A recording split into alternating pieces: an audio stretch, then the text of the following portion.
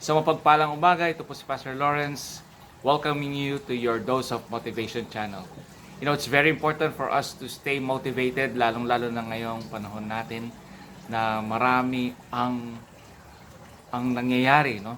Kaganapan because of this pandemic, and in fact, there are so many variants that are coming in, actually not allowing us to do what we want to do or to be with one another.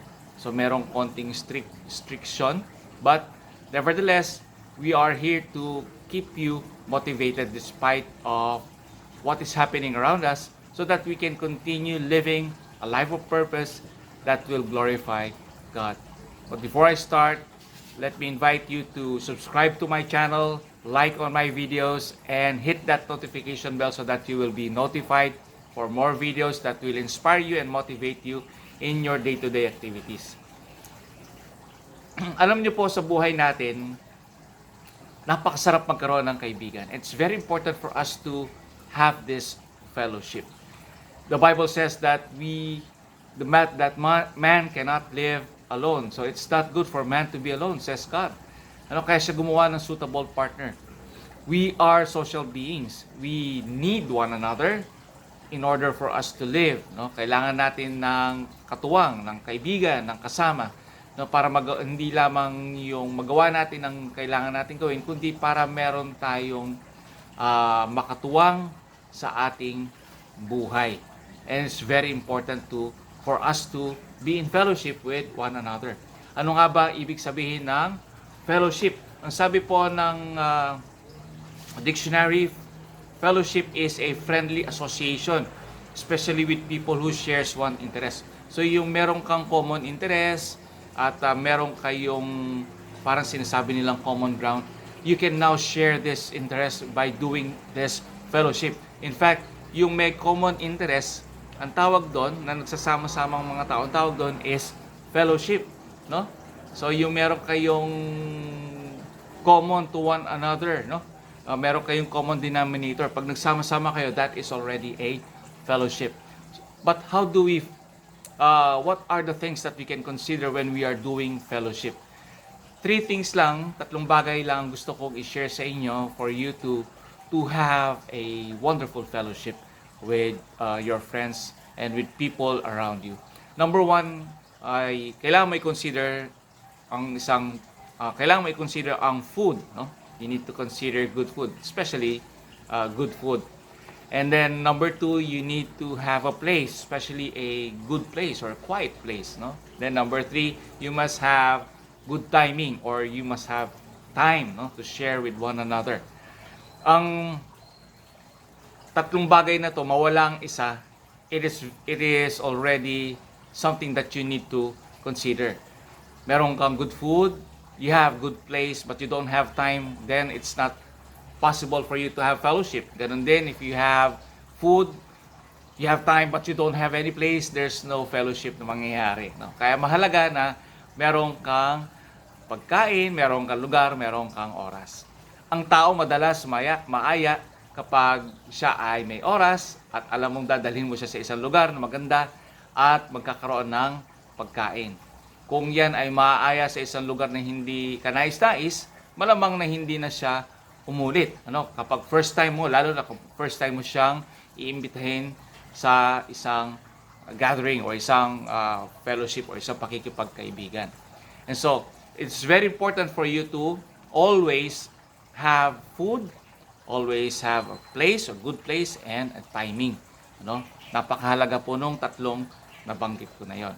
And if you continue to always provide food or provide a good place or time, kung ito ay ginagawa mo in a consistent manner, people will now draw near to you.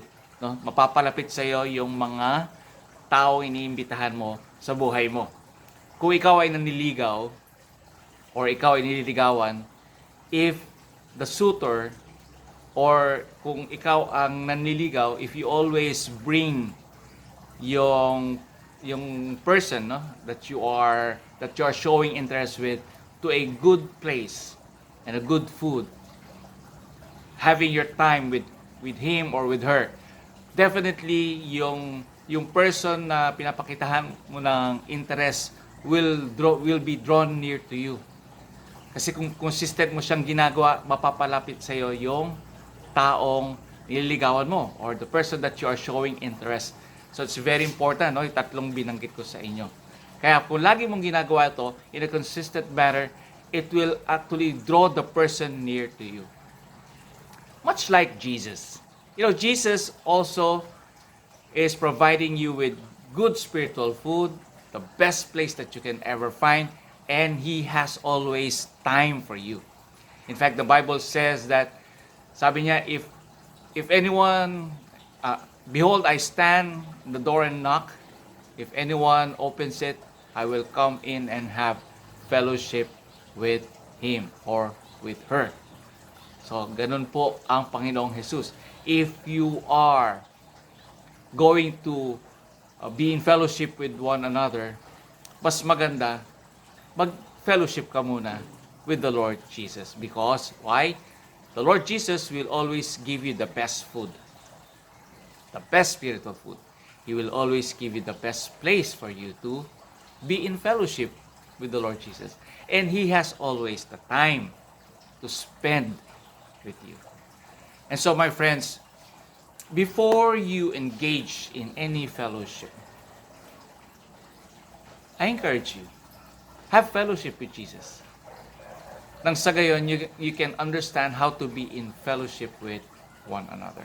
Because truly, if you can be fellowship with the Lord, our God, then most likely you can be in fellowship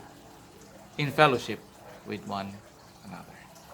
Ayan po. So, I hope you were inspired and motivated dun sa message na ibinigay ko sa inyo. So, to summarize, there are only 3 things na pwede natin gawin para tayo ay makipag-fellowship sa ating kapwa. Una, food. Pangalawa, place. And time. So, kailangan, importante na meron po tayo nun. Mawala po ang isa, mahihirapan po tayo mag-fellowship sa ating kapwa.